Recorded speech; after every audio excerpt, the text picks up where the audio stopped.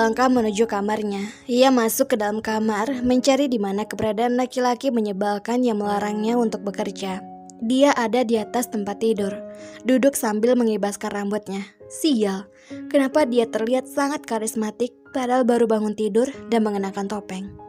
Gea bergumam pada dirinya sendiri. Belum dia sampai di samping tempat tidur. Air. Apa? Air? Air minum kan? Bukannya jelas-jelas ada di samping kau tuan, bersebelahan dengan telepon yang engkau pakai tadi, jawab Gea. Air? Raka mengulang kata-katanya tidak peduli dengan jawaban Gea. Gea terperanjat. Baik. Ia bergegas melangkah meraih gelas dan menyerahkannya kepada Raka. Gila, apa pria bertopeng ini buta?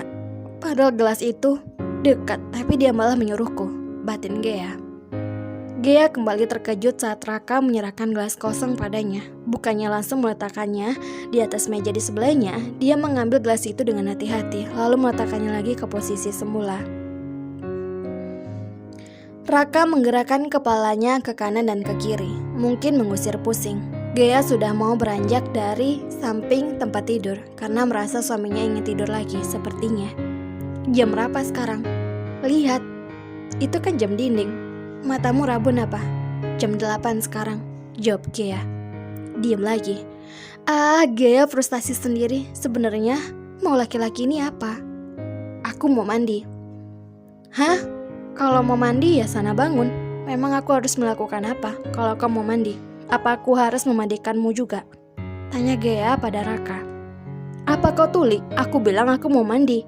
Lagi-lagi Raka menghiraukan perkataan Gea barusan. Iya, aku tahu kau mau mandi. Lantas apa hubungannya denganku? Jawab Gea. Siapkan air untuk mandi. Gea baru paham maksudnya. Lalu tanpa menjawab ia bergegas menuju kamar mandi. Sungguh merepotkan. Raka bangun dari tempat tidur, menyusul istrinya yang kikuk menuju kamar mandi tadi. Gea sudah mengisi air di bak mandi. Dia menambahkan sabun dan beberapa tetes aromaterapi yang ia temukan di dekat tempat sabun. Gea terperanjat saat mendapati suaminya sudah ada di kamar mandi. Lebih parahnya, tanpa selai pakaian pun. Piyamanya sudah tergeletak di lantai, terletak begitu saja. Mata Gea membulat sempurna. Ia benar-benar tidak habis pikir dengan suaminya ini. Astaga ya Tuhan, dasar laki-laki gila. Kenapa pagi-pagi aku harus berada di neraka berulang kali? Aku ini masih perawan, laki-laki gila. Kenapa aku harus melihatmu telanjang di depanku? Kau hanya melepas semua pakaian kau, tapi tidak dengan topeng jelek kau itu. Batin Gea berbanyak istighfar. Tubuh Gea bergetar. Ia sudah mau melangkah keluar dari kehinaan ini. Kau mau kemana? Cuci rambutku. Raka sudah masuk ke dalam bak mandi. Baik. Gea duduk di belakang bak mandi, mulai membasahi rambut Raka. Ia melihat leher dan bau suami yang ada di depannya. Baunya sangat bidang, kulitnya juga putih bersih. Bagaimana laki-laki bisa punya kulit semulus ini? Gea menatap punggung suaminya sambil memijat kepalanya. Sepertinya ia menghabiskan malam yang melelahkan, alias tidak tidur. Apa karena tidur bersamaku? Pikir Gea. Tidak ada yang bicara satu sama lain. Raka tenggelam dalam kebiasaan. Sementara pikiran Gea kemana-mana, memikirkan sampai hal terburuk tentang suaminya. Gea terperanjat ketika Raka tiba-tiba berdiri. Sementara dia masih memijat kepalanya, laki-laki itu berjalan menuju shower dan membilas tubuhnya. Gea memalingkan wajah, menunduk sambil membuka pembuangan air bak mandi. Setelah ia yakin Raka sudah keluar dari kamar mandi, dia terduduk lemas sambil menarik napas kuat. Kenapa? Kenapa aku harus mengalami ini untuk membayar kehidupan mewah keluargaku? Ayah, seharusnya kau menyuruhku kerja di mana saja. Asalkan jangan jadikan aku istri pria bertopeng ini. Aku tidak tahu wajahnya seperti apa. Apakah seperti kodok, cincorang? Jika kau menyuruhku bekerja, mungkin aku tak akan merasa lebih berterima kasih dan tidak akan membencimu sebesar ini. Kenapa? Kenapa? Kau begitu kejam pada anak kandungmu sendiri. Kakek, rasanya aku ingin menyusulmu agar lepas dari kehinaan ini. Gea keluar dari kamar mandi. Dia mengeringkan tangannya dengan handuk kecil. Mendapati Raka yang sedang duduk sambil memegang HP-nya. Keringkan rambutku. Dia melemparkan handuk, menempel tepat di wajah Gea. Gadis itu melakukan apa yang dimau Raka tanpa bicara sepatah kata pun. Ia hanya menggigit bibirnya menahan semua penghinaan ini. Raka kembali masuk ke dalam kamar mandi. Entah apa yang akan ia lakukan.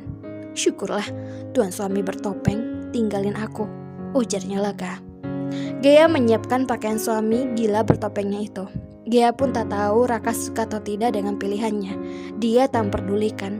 Gea menuju dapur untuk membuatkan sesuatu yang bisa mengganjal perut di pagi ini. Walaupun pelayan telah menyiapkan sarapan, tetapi Gea tetap menyajikan masakannya sendiri. Raka baru selesai dengan dirinya keluar dari kamar mandi, masih dengan handuk terlilit di pinggangnya. Mata Raka fokus ke pakaiannya yang sudah rapi di atas sofa. Oh, ternyata gadis itu bisa diandalkan juga, gumam Raka.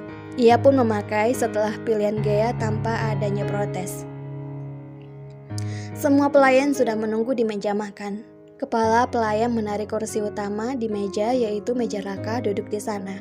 Yang lain pun ikut membuka tutupan wadah lauk. Sepertinya inilah posisi Raka makan sebelum Gea masuk ke rumah ini.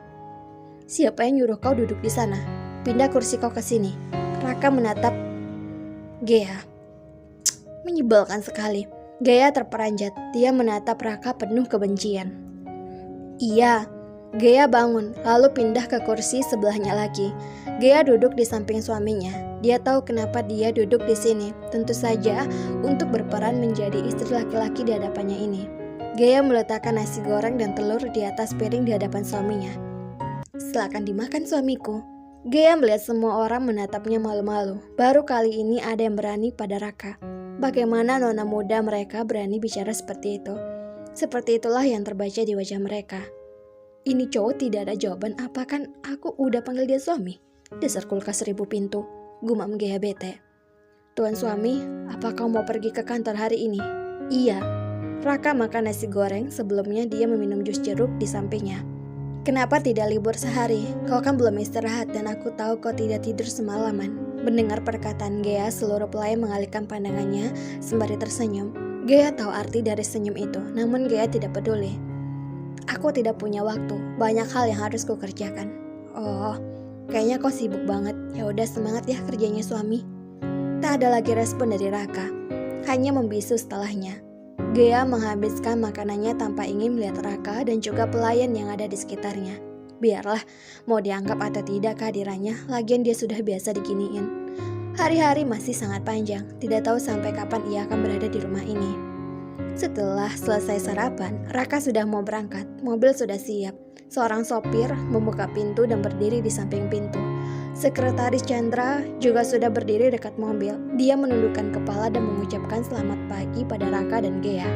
Hanya Gea menjawab sapaan itu. Maaf Tuan Raka, kenapa? Hari ini saya juga akan kembali bekerja seperti biasa. Halo novelers semuanya, jangan kemana-mana ya, tetap di channel Mimin, channel PW Tolaka. Jangan lupa subscribe, like, dan komen, karena dukungan kalian adalah semangat Mimin untuk upload setiap harinya. Ditunggu terus ceritanya, jangan kemana-mana, see you next time.